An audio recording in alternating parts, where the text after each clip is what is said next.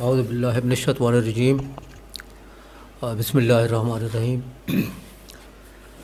سب سے پہلے میں ڈاکٹر ناصر حسین بخاری صاحب کا بہت بہت مشکور ہوں کہ انہوں نے مجھے یہاں بولنے کی دعوت دی۔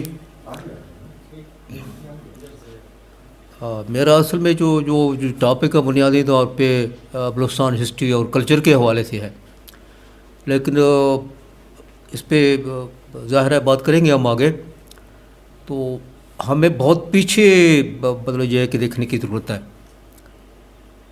کہ بلوچستان میں بلوچ، براہوی، پشتون، ہزارہ، سندھی اور ہمارے اردو بولنے والے لوگ بلوچستان میں رہتے ہیں۔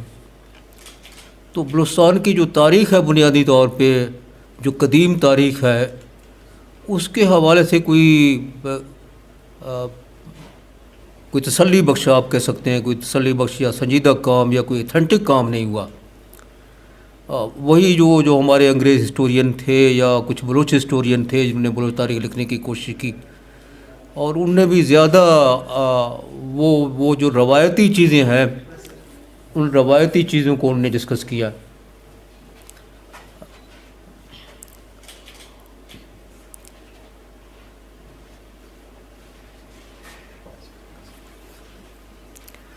تو وہ بلوچستان کی جو تاریخ لکھی گئی ہے یا جو انگریزوں نے لکھی تھی یا بلوچ ہسٹورین لکھی تھی، وہ ساری وہی مطلب کچھ کیا ہے آپ کے پاس ہسٹوریکل ڈاکومنٹ کیا ہے۔ تو تاریخ فرض کیا اگر آپ کو پنجابی کی تاریخ اگر آپ دیکھنی ہو تو اس کو کیسے آپ دیکھیں گے؟ تو آپ اس کی لینگویج میں جانا پڑے گا، آپ اس کو کلچر میں جانا پڑے گا، آپ کو اس کی جو روایت ہے، اس کی جو بلیوز ہیں ان میں آپ کو جانا پڑے گا، تب ہی آپ کچھ اس کو سمجھنے کی کوشش کرتے ہیں۔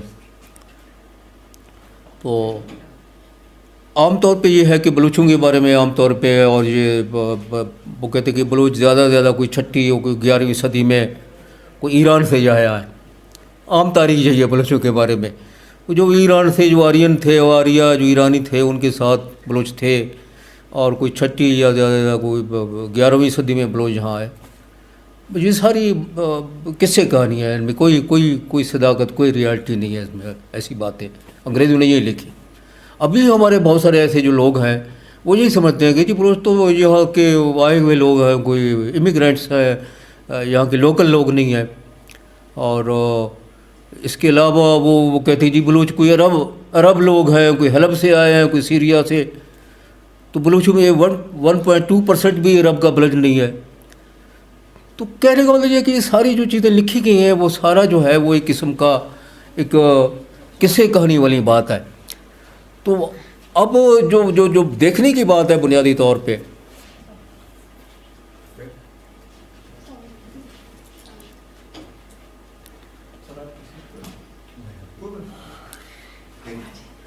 جو دیکھنے کی بات ہے بنیادی طور پہ ہمیں دیکھنا ہے کہ بلوچستان کی جو تاریخ ہے، کبھی شاید آپ لوگوں نے مہر گڑھ کا نام آپ لوگوں نے نہیں سنا۔ یہ ایک بہت بڑی قدیم سویلائزیشن تھی، یہ 8000 BC کی سویلائزیشن ہے۔ مہر گڑھ تہذیب جو ہے یہ بولان کے دہانے پہ ایک جگہ ہے، اس کو مہر گڑھ کہا جاتا ہے۔ سب سے پہلے یہاں ویٹ کی کلٹیویشن ہوئی ہے، یہاں فارمنگ شروع ہوئی ہے، سب سے پہلے کاٹن یہیں سے پیدا ہوئی ہے، اور بہت بڑی ایک سویلائزیشن تھی۔ سویلائزیشن کا مطلب یہ ہے کہ بہت بڑی سے مراد کیا، مطلب اگر آپ کہیں گے یہ اسٹون ایج کے لوگ تھے، اسٹون ایج کی بھی ایک سویلائزیشن ہوتی ہے، اس طرح نہیں ہوتا۔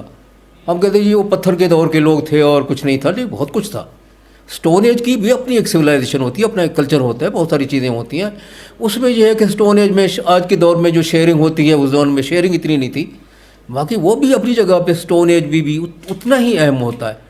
تو مہر گڑھ کی جو کلچر تھی، جو سویلائزیشن تھی، جو 8000 BC کی اب تک، ممکن اس سے قدیم چیزیں میں نکلیں۔ تو مہر گڑھ، اس کے بعد ہم دیکھتے ہیں انڈس۔ یہ ہمارے پاس دو بہت بڑی مطلب تہذیب ہیں، مہر گڑھ اور انڈس کے حوالے سے۔ اب یہ دونوں جو تہذیبیں بنیادی طور پہ مہر گڑھ کے لوگ، میں آگے چل کے بات کروں گا کہ یہ لوگ کہاں سے تھے اور کیسے آئے اور کس طرح ہوا۔ یہی مہر گڑھ کے لوگ تو جو 3000 BC میں انڈس میں شفٹ ہو گئے، کوئی 3000 BC سے پہلے، چونکہ یہاں تھوڑے سے ان نون کلائمیٹ چینج پیدا ہو گئے تھے، مہر گڑھ میں. تو وہ پتہ نہیں ہے کہ کون سے یا نون کلائمیٹ چینج تھی، ممکن ہے کہ بارشیں وغیرہ ختم ہو گئی تھیں یا اور کوئی مسائل پیدا ہو گئے. تو یہ لوگ آہستہ آہستہ مہر گڑھ سے یہ لوگ انڈس کی طرف شفٹ ہو گئے. اور جو منجو داڑو ہے جو بنیادی طور پہ اس کو مطلب ہڑپا بھی آگے ساہیوال تک، لیکن یہ ہے کہ یہ مین جو ہے انڈس کی جو انڈس ویلی ہے، انڈس ویلی تو بہت بڑی ہے. وہاں آپ ہندوستان تک، راکی گڑھی تک انڈس ویلی ہے، اور یہ ہزاروں کلومیٹر پہ پھیلا ہوا ہے انڈس ویلی. کو اس طرح کی تہذیب نہیں ہے. اور یہ وقت کے خاص عرصے میں، خاص پیریڈ میں یہ بہت بڑی تہذیب تھی انڈس کی. تو یہ لوگ جو تھے مہر گڑھ کے لوگ تو انڈس کی طرف شفٹ ہو گئے. اب انڈس کی جو تہذیب ہے اس کے بعد وہ بھی کوئی ان نون کلائمیٹ چینج کی وجہ سے وہ بھی کوئی 1819 BC میں وہ بھی ڈکلائن اس کی ہو گئی. وہاں بھی کوئی مسائل ہو گئے، کوئی فلڈ آ گیا تھا، پتہ نہیں کیا ہو گیا تھا، بہرحال جو بھی سو. اب یہ عام ہمارے پاس جو تاریخ لکھی کی ہے وہ تاریخ سا یہ ہے کہ جی یہ آریہ لوگ آئے تھے، سینٹرل ایشیا سے آئے تو انہوں نے یہ حملہ کیا، اور ان کی انویژن سے جو ہے یہ لوگ جو ہے چلے گئے. اس طرح نہیں ہے، کوئی جلاؤ گھیراؤ انڈس میں آپ کو کوئی جلاؤ گھیراؤ نہیں ملے گا. کوئی اس طرح کی آپ کو کوئی برن سٹی یا وغیرہ کوئی اس طرح کی کوئی لاشیں کوئی بہت بڑی تعداد میں یا کوئی اس طرح کے ویپنز وغیرہ کوئی اس طرح کے کوئی ایویڈنس نہیں ہے. یہ وہی جو ان نون کلائمیٹ چینج ہے اس کی وجہ سے جو لوگ شفٹ ہو گئے وہاں سے. اب یہ ہمارے پاس تھیوری ہے کہ یہ انڈس کے لوگ تھے کوئی دراوڑی لوگ تھے، ڈریوڈین، شاید آپ نے سنا ہوگا ڈریوڈین، جو جنوبی ہندوستان میں رہتے ہیں، یہ تامل، ملیالم اور کناڈا اور فلانا یہ لوگ. تو وہ یہ انڈس کی جو میکر تھے، اس کے انڈس کے جو اوریجنیٹر تھے، عام طور پہ ہمارے پاس جو ہسٹری لکھی گئی ہے وہ یہی ہے کہ اس کے جو ڈریوڈین لوگ تھے تو یہ لوگ یہاں ان کا تھا.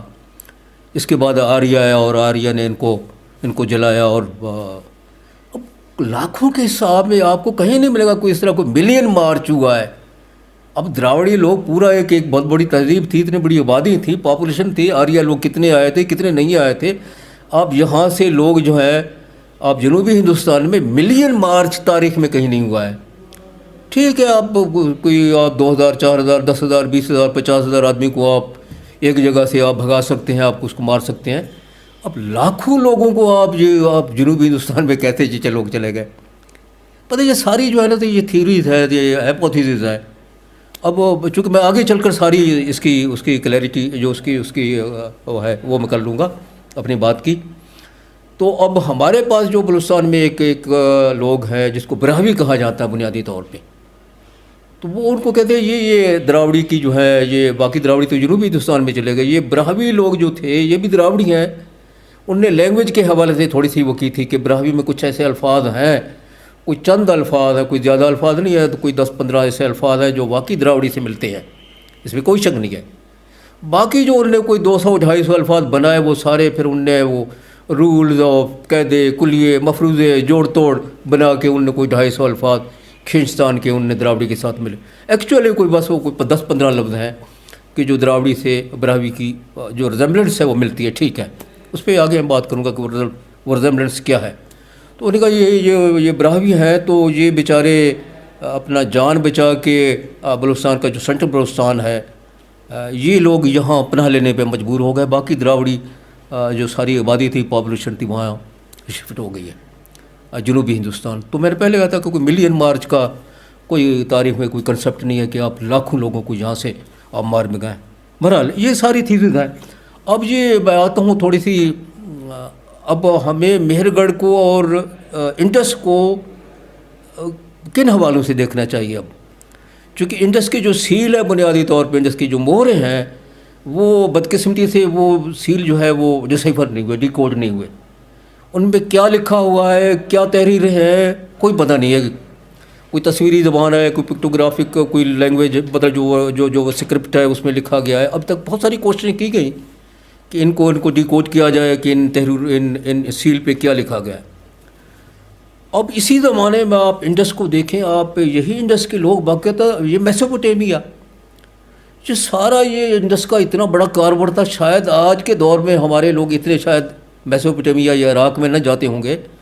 اس زمانے میں اتنی بڑی جہاں ٹریفک ہوتی تھی آپ تصور نہیں کر سکتے. 3000 BC کی میں بات کر رہا ہوں کہ انڈس سے جو لوگ میسوپوٹیمیا جاتے تھے، جہاں بہت بڑی ان کے قافلے، ان کی ٹریڈ، ان کے ٹریڈ کے سامان، اور ان کی بہت ساری outpost via Balochistan outpost بنی ہوئی تھی، ان کی چوکیاں بنی ہوئی تھیں، اور ان کے بعد جہاں کالونیاں ان کی بنی ہوئی تھیں، اس کے بعد یہ سارا سامان جو ہے یہ پرشین گلف میں جا کے شپنگ کے ذریعے یہ میسوپوٹیمیا پہنچاتے تھے، یہ سندھ کے لوگ سارے 3000 بھی.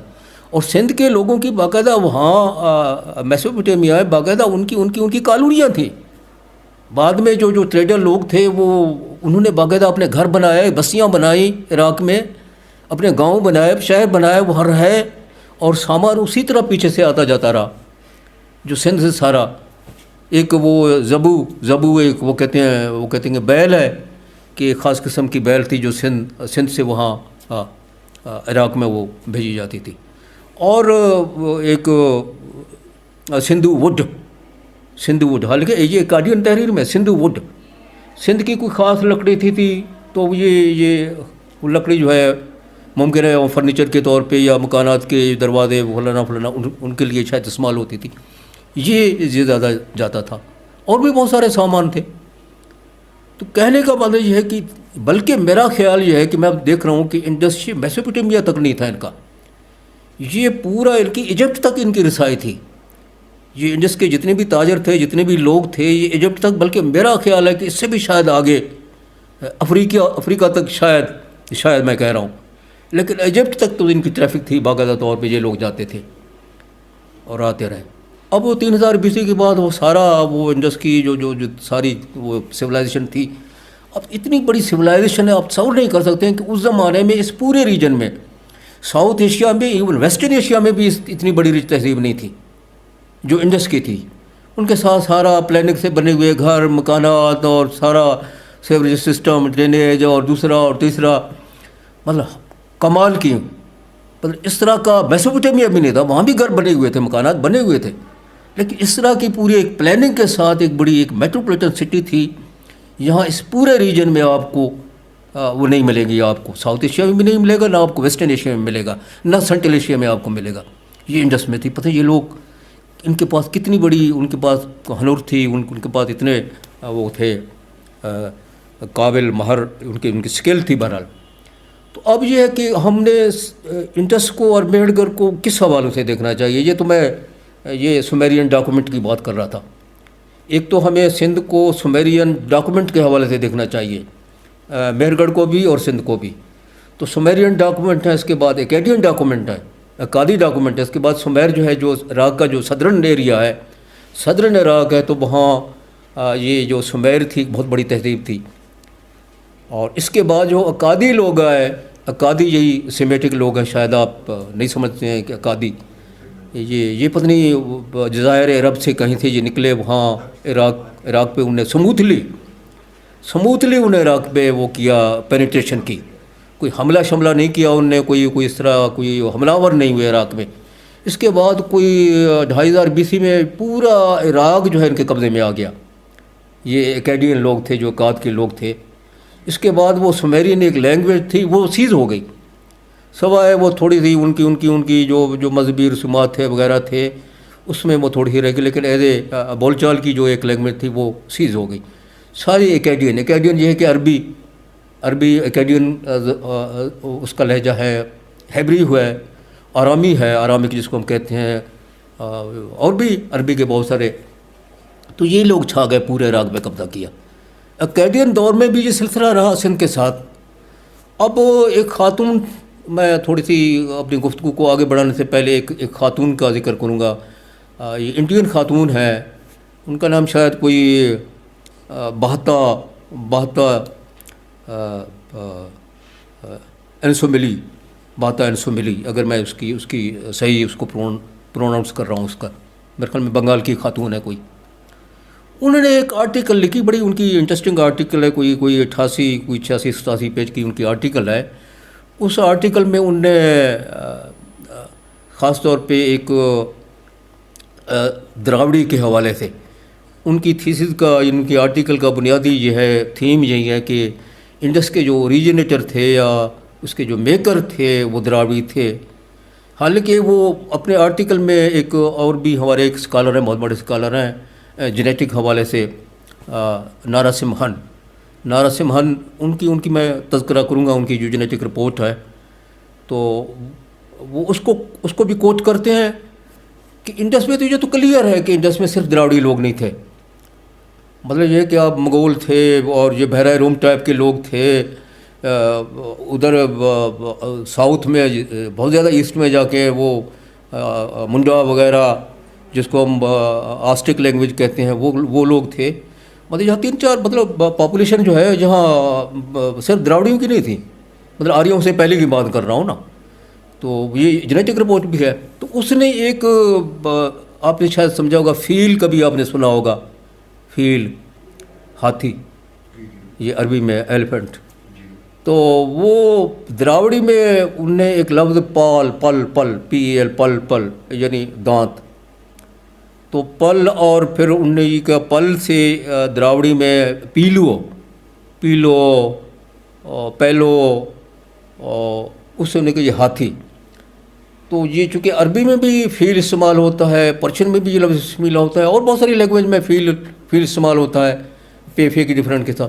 उन्होंने कहा ये बड़ा सबूत है कि ये जो सुमेरियन में एक लफ्ज़ है अकादी में, सुमेरियन में भी है अकादी में, वो कहते थे पिर्रो पेरो पेलो, यानी ये दांत के लिए, हाथी दांत के लिए इस्तेमाल होता था ये लफ्ज़ सुमेरियन में। तो वो खातून का ये क्लेम ये है कि ये लफ्ज़ जो है द्राविड़ी है बेसिकली। ये द्राविड़ी चूँकि ये सारा कारोबार करते थे ये ट्रेड का, तो ये हाथी दांत जो है वो सुमेर में जो है सप्लाई करते थे। ये लफ्ज़ सुमेरियन में भी उसी तरह द्राविड़ी से सुमेरियन में इस्तेमाल हुई है और अकादी में इस्तेमाल हुई है, पैरो पेलो पिल्लो, और ये पल से है, इसकी ओरिजिन पल है। तो बड़ा इंटरेस्टिंग उनका अब मेरे पास बहुत सारे एविडेंस हैं ये पल के हवाले से, जो द्राविड़ी पल, चूँकि मैं काफ़ी चीज़ें नोट करके आया हूँ, मतलब इस तरह नहीं है, मेरे पास बहुत सारे एविडेंस हैं। तो बहुत सारी ज़बानों में ये वहाँ की अफ्रीका ज़बानों में बहुत सारी ये जिसको ये कह रहे हैं कि पीलो पल, ये खातून कह रहे हैं।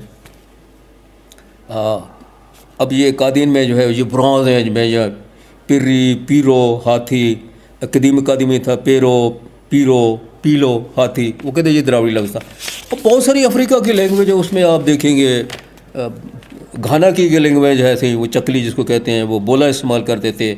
इसी तरह ये अफ्रीकन लैंग्वेज नाइजर कांगो की बहुत सारी लैंग्वेज है, मैं बात करूँगा नाइजर कांगो, इस पर नाइजर कांगो जो लैंग्वेज है। दफका एक लैंग्वेज है, वहाँ हाथी के लिए बिला बिल्ला बिला बिल्ला, बहुत सारी डायलेक्ट है।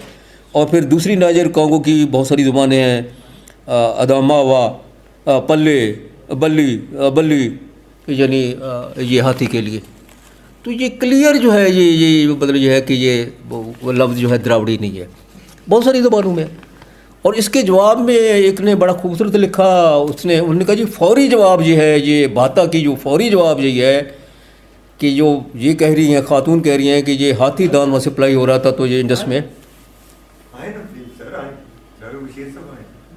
तो उन्होंने कहा जी फौरी जवाब, उनका फौरी जवाब तो ये है कि वो एक इंडियन स्कॉलर हैं, एक व्यास शेल, उनकी बड़ी इंटरेस्टिंग आर्टिकल है व्यास शेल की। उनने कोई 90 ऐसे अल्फाज जो है सुमेरियन ज़बान में, जो 90 अल्फाज ख़ासतौर पे म्यूज़िक और म्यूजिशन और इनके हवाले से, म्यूज़िक इंस्ट्रूमेंट के हवाले से 90 अल्फाज इंडस के 90 अल्फाज जो है वो सुमेरियन में इस्तेमाल है। उन्होंने कहा जी आप तो एक हाथी दांत की बात कर रहे हैं कि एक हाथी दांत को आप बुनियाद बना के आप पूरी इंडस की आबादी को जो है आप द्रविडियन करार दे रहे हैं। तो आप फौरी जवाब इसका यही है कि जहाँ जो 90 जो म्यूज़िक और म्यूज़िक से रिलेटेड जो अल्फाज हैं इंडस के वो सुमेरियन में इस्तेमाल हैं।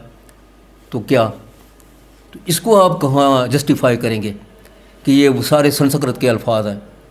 इंडस में जो संस्कृत थी, ये 90 जो अल्फाज हैं संस्कृत के वो सुमेरियन में इस्तेमाल है। आपने तो द्राविड़ी की एक पल से आपने दांत का हवाला पल, ये कोई कल्चर आपको तख्लीक करते हैं, खुद बनाते हैं, लोग बनाते हैं इसको। ये कोई ऊपर की कोई वो नहीं होती, कोई फरमान, कोई हुक्म, कोई डिक्टेशन, कोई ऊपर से कोई आप इसको थोप नहीं सकते। یہ آپ کی اپنی تخلیق ہے, آپ اس کو بناتے ہیں, پھر وقت کے ساتھ آپ اس کو تبدیل بھی کرتے ہیں, ریجیکٹ بھی کرتے ہیں, اور وہ جو پرانی چیزیں ہیں ان کو آپ اس کو امینڈ کرتے ہیں, پھر آپ اس کو بناتے ہیں. یہ آپ کی اپنی اونرشپ ہے. جس قوم کی جو کلچر ہے بنیادی طور پہ سندھیوں کا کلچر ہے. اب سندھی کلچر میں کیا اچھا ہے کیا برا ہے یہ سندھیوں کا کام ہے, یہ میرا کام نہیں ہے کہ میں کہوں کہ سندھی میں یہ چیز ٹھیک نہیں ہے یا پشتون کلچر میں یہ ٹھیک نہیں ہے, فلانا ٹھیک نہیں ہے. ہمارے پاس یہ عجیب سا ایک ماحول بنا ہوا ہے جی بلوچی بڑی میٹھی زبان ہے. بلوچی میٹھی زبان ہے تو کلچر کے حوالے سے تو کیا سندھی کوئی کڑوی زبان ہے, یا سرائکی کوئی کڑوی ہے, یا پشتون کوئی کڑوی زبان ہے. ہم کہتے ہیں یہ فرق بلوچی چھاپ جو ہے ڈانس اچھا ہے تو کیا تڑ برا ہے, بھنگڑا برا ہے. نو, ساری اچھے ہیں کیونکہ لوگوں نے خود بنایا ہے نا, کہ ان کی اپنی تخلیق ہے. ہم بہت ساری چیزوں کو اب یہ برا اور اچھا تھی, یہ کیا اس کو ظاہر ہے بلوچی کوئی سوسائٹی کوئی فرشتوں کی سوسائٹی تو نہیں ہے کہ آپ کہیں گے یہ بلوچ سوسائٹی جو ہے وہ فرشتوں کی سوسائٹی ہے, بڑی صاف ستھرے لوگ ہوں گے. نو, اس کی کلچر میں بہت ساری خامیاں ہیں, بہت ساری کمزوریاں ہیں, بہت ساری مطلب خواتین کے حوالے سے کسی زمانے میں مڈل پیریڈ میں کلچر کے بہت سارے اسپیکٹس ہیں. آپ کی پوری آپ کی جو لائف ہے, آپ کی وے آف لائف ہے, آپ کی جو آپ کے بلیوز ہیں وہ سارے اس میں کلچر میں آتے ہیں. آپ کے اس کے بعد پھر جو آپ کے رواج ہیں, کسٹم ہے, آپ کی ساری چیزیں ہیں, تو پوری اس میں کلچر جو ہے ایک بہت بڑی وسیع چیز ہے. اب وہ خواتین کے حوالے سے ہم مطلب کلاسیکل پیریڈ میں تو ٹھیک تھا بلوچ. اب یہ جو مڈل پیریڈ ہے بنیادی طور پہ جس کو آپ کہہ سکتے ہیں کہ یہ جو فیوڈل ہمارے پاس جو جاگیردار جو فیوڈل لوگ ہیں, انہوں نے عورت کو پتہ نہیں کیا سمجھا. انہوں نے کہا یہ عورت کو اپنا پراپرٹی سمجھا. انہوں نے کہا جس طرح کوئی تھنگ ہے عورت, اب بلوچ سوسائٹی میں بھی اسی طرح تو بھائی عورت تھنگ نہیں ہے, بھائی یہ بینگ ہے, ایک وجود ہے مکمل طور پہ. آپ لوگوں نے اس کو پراپرٹی سمجھا ہوا, جیسے آپ کے بینک بیلنس ہے, کار ہے, کوٹھی ہے, آپ کے بینک بیلنس سارا کچھ آپ اس کو پراپرٹی سمجھتے ہیں. عورت کوئی پراپرٹی نہیں ہے بھائی, کوئی تھنگ نہیں ہے, کوئی پراپرٹی نہیں ہے, آپ کی کوئی جائیداد نہیں ہے. آپ کی وہ آپ کی ایک بینگ ہے, آپ کی طرح مرد ایک بینگ ہے, اور ایک بینگ کے طور پہ اس کو ٹریٹ کرے. مطلب اب جا کے تھوڑی سی ایجوکیشن آ گئی ہے کہ تھوڑا سا, میں کلاسیکل پیریڈ کی بات نہیں کر رہا ہوں. کلاسیکل پیریڈ میں عورت کا بہت بڑا اچھا مقام تھا, بلکہ کلاسیکل پیریڈ میں میرا خیال ہے کہ یہ مردوں کی نسبت جو ہے عورتوں کا رول انتہائی خوبصورت رہا ہے. بلوچ مرد تو بہت پیچھے ہیں, عورت کی ان کی بہادری. اور یہ بھی بڑی ایک عجیب بات ہے جی, عورت جو بڑے بزدل ہے, اور یا بیٹھے بیٹھے آپ کسی مرد کو آپ کہہ رہے ہیں یا کیا آپ عورتوں کی طرح رو رہے ہیں. تو ساری یہ جو ہم نے بنائی ہوئی ہے, ساری کنسٹرکٹڈ چیزیں ہم نے بنائی ہیں, کلچر میں بھی کنسٹرکٹڈ چیزیں بنائی ہیں. یہ عورتوں کی طرح آپ رو رہے ہیں. بھائی عورتیں کمزور نہیں ہیں, اتنا مضبوط عورت ہوتی ہے تو آپ تصور بھی نہیں کر سکتے. آپ میں نے خدا کی قسم, میں اپنی سوسائٹی کی بات کر رہا ہوں, میں جس علاقے میں رہتا ہوں آج تک وہاں بجلی نہیں ہے, روڈ نہیں ہے, سڑک نہیں ہے. میں نے اپنی ماں کو, اپنی بہنوں کو وہاں دیکھا ہے. وہ مشکیزہ اسکن بیگ ہوتی ہے, پتہ نہیں آپ لوگوں نے نہیں دیکھا ہوگا. وہ 3-4 کلومیٹر سے بھر کے لاتے ہیں. وہ گھڑا خالی, جو خالی گھڑا ہے, وہ خالی گھڑا ہم 3-4 کلومیٹر نہیں اٹھا سکتے, وہ بھرا ہوا گھڑا وہاں اٹھاتے. آپ کہتے ہیں یہ عورت کمزور ہے, اور میں نے خدا کو ان عورتوں کے ساتھ دیکھا ہے. آپ مانیں گے, آپ نہیں مانیں گے اس بات. یہ سارے مرد, میں کبھی کبھار یہ کہتا ہوں یہ مرد سارے ان لوگ کے پٹھے تو دوست ناراض ہوتے ہیں, ہے کہ نہیں یہ سارے ان لوگ کے پٹھے مرد جی آپ نے عورت کو سمجھا کیا بنیادی طور پہ کچھ بھی نہیں. آپ کہیں گے یہ پراپرٹی ہے, تھنگ ہے, ایک چیز ہے, فلانا فلانا. میں نے یہ کروں کہ آپ عورت کو لکشمی کے طور پہ رکھیں, آپ اس کو آئسس کے طور پہ رکھیں, یا آپ اس کو دیوی کے طور پہ رکھیں. یہ بھی میں نہیں کر رہا ہوں. اپنے برابر کا انسان تو رکھیں نا, عورت کے برابر کا انسان ہے نا, مردوں سے کوئی کم ہے نہ زیادہ. میں نہیں کہوں اس کو آپ دیوی بنا لیں, نہ اس کو دیوی بنانے کی ضرورت ہے, نہ اس کو بعضوں کہیں گے یہ مزدوروں کا دل. کیا ہے یار مزدوروں کا دل؟ جتنی محنت عورت کرتی ہے شاید کوئی کرتی ہو. سب سے زیادہ مزدور تو عورت ہے. یا ہمارے تھوڑے شہروں میں ٹھیک ہے, آپ کوئی خواتین پڑھ لکھ کے جاتے ہیں, کوئی جاب کرتے ہیں, مطلب ٹھیک ہے. باقی آپ جائیں پورے پاکستان میں, آپ دیکھیں عورتوں کی کیا حالت ہے. ہماری مائیں, ہماری بہنیں کون سا کام وہ نہیں کرتے. ہم پہ ہم کہتے ہیں یہ عورت جو ہے, عورت تو کچھ نہیں کرتا, وہ مرد جی میں تو بڑا ایک تنخواہ لے کے آتا ہے. بھائی آپ اس کی آپ وہ محنت کو، آپ اس کی لیبر کو آپ تسلیم ہی نہیں کر رہے، عورت کی لیبر کو آپ اس کو کاؤنٹ ہی نہیں کر رہے، آپ اس کی ڈویژن آف ورک کو آپ تسلیم ہی نہیں کر رہے ہیں. وہ کوکنگ کا کام کر رہی ہے، آپ کی صفائی کا کام کر رہی ہے، لانڈری کا کام کر رہی ہے، بچوں کو پال رہی ہے. آپ ایک لانڈری کے لیے رکھیں، آپ نے کوکنگ کے لیے رکھیں، آپ یہ بچوں کے اس کو رکھیں، آپ کو پتہ چلے گا، صفائی کے لیے رکھیں. 50-60 ہزار کا کام تو عورت گھر میں بیٹھ کے کر رہی ہے، وہ آپ کی کوئی اس کی جاب نہیں ہے. ہم کہتے ہیں جی کوئی نہیں، آپ اس کی لیبر کو تسلیم نہیں کر رہے. یہ بڑوں چھوٹے یہی کچھ اور بھی بہت ساری چیزیں. یہ بلوچ کو ہم کہتے ہیں کہ یہ فلانا بہادر ہے، بہادر ہے یار، سارے بہادر ہیں. وہ پنجابی کوئی بزدل ہے، سندھی کوئی بزدل ہے، یا پٹھان کوئی بزدل ہے، سارے بہادر ہیں. اب مہمان نوازی کامن چیز ہے، تو ساری ہماری جو قومیں ہیں وہ مہمان نواز ہیں. بلوچ ہوں، سندھی ہوں، پنجابی ہوں، پشتون ہوں، سب مہمان نواز ہیں. اور بہت ساری چیزیں ہیں کہ ٹھیک ہے، کچھ آپ کی آئیڈیاز ہیں، کچھ چیزیں منفرد ہو سکتی ہیں. مطلب زندگی کو آپ کہہ سکتے ہیں کہ کلچر کی ایک بہت سی چیز بہت زیادہ اچھی ہے. ممکن ہے وہ بلوچوں میں اتنی اچھی نہ ہو، یا پشتونوں میں، یا پشتونوں کی کوئی ایک چیز بہت زیادہ اچھی ہے، ممکن ہے وہ بلوچوں میں نہ ہو، سندھی میں نہ ہو. اس طرح ہو سکتا ہے. باقی یہ ہے کہ ساری یہ کلچر ہے، بلوچ کلچر، سندھی، پشتون، پنجابی کلچر، یہ سب قابل احترام ہے. لوگ قابل احترام ہے، ان کی زبانیں قابل احترام ہے، ان کے کلچر قابل احترام ہے. یہ دوسری جو میں آخری جو بات کرنا چاہتا ہوں، شاید میرے وقت ٹائم کم ہے ہو سکے ہے، میں وقت کے ساتھ بہت ساری چیزیں جو ہیں وہ تبدیل ہو جاتی ہیں. اس طرح نہیں ہوتا کہ آپ کہیں گے کل کی جو سچائی ہے یہ ساری کنسٹرکٹڈ ہے، کوئی سچائی تو ہوتی نہیں ہے نا. پہلے تو یا تو آپ یہ ساری جو آپ سچائیاں بنا رکھی ہیں اپنی من گھڑت سچائیاں آپ نے بلوچوں میں بچائی ہیں. بھائی سندھی کی سچائیاں ہیں تھوڑی، پنجابی کی تھوڑی سی سچائیاں ہیں، پشتونوں کی سچائیاں ہیں، اپنی سچائیاں ہیں. کوئی سچائی کا کوئی سنٹر تو نہیں ہے بھائی. آپ کا کوئی سچائی کا بہت بڑا مرکز ہے، بہت بڑا کوئی سنٹر ہے، اور وہ سنٹر کو بلوچ لے کے جا رہے ہیں، یا اس سنٹر کو سندھی پڑے ہوئے ہیں سچائی کے بہت بڑے مرکز کو. یہ بنانا نو بھائی، آپ سندھیوں کی سچائیوں کو تسلیم کریں. اب پنجابیوں کی جو چھوٹی موٹی سچائی ایک نیٹ ورک ہے، نیٹ ہے سچائیوں کا، ایک نیٹ ہے، پورا ایک جال ہے، اس کا سنٹر کوئی نہیں ہے. آپ چھوٹی چھوٹی جو سچائیاں ہیں، سندھی کی سچائیاں آپ ان کو تسلیم کریں، پنجابی کی جو سچائیاں آپ اس کو مان لیں، بلوچی کی جو سچائیاں آپ ان کو تسلیم کریں. اس سچائی کو تسلیم کر کے ہم کوئی آگے بڑھ سکتے ہیں. اس طرح کوئی نہیں ہے کہ آپ کو بہت بڑی ریالٹی اور بہت بڑی حقیقت موجود ہے. ساری چیزیں آپ کے اندر ہوتی ہیں، ساری سچائیاں آپ کے اندر ہے، اور کوئی باہر کوئی سچائی نہیں ہوتی. آپ بناتے ہیں، کنسٹرکٹ کرتے ہیں، آپ کلچر کو بھی بناتے ہیں، چیزوں کو کنسٹرکٹ کرتے ہیں، آپ ڈسکورس بناتے ہیں، آپ نیریٹو بناتے ہیں، آپ میٹا. کوئی میٹا نیریٹو نہیں ہے بھائی، کوئی ڈسکورس نہیں ہے، کوئی آئیڈیالوجی نہیں ہے، سارا بکواس ہے. یہ ساری گڑبڑائی ہے، کوئی چیز اہم نہیں ہے. لوگ اہم ہے، انسان اہم ہے بس، اور کوئی چیز اہم نہیں ہے. کوئی ڈسکورس اہم نہیں ہے، کوئی آئیڈیالوجی اہم نہیں ہے، کوئی نیریٹو اہم نہیں ہے، کوئی سچائی اہم نہیں ہے.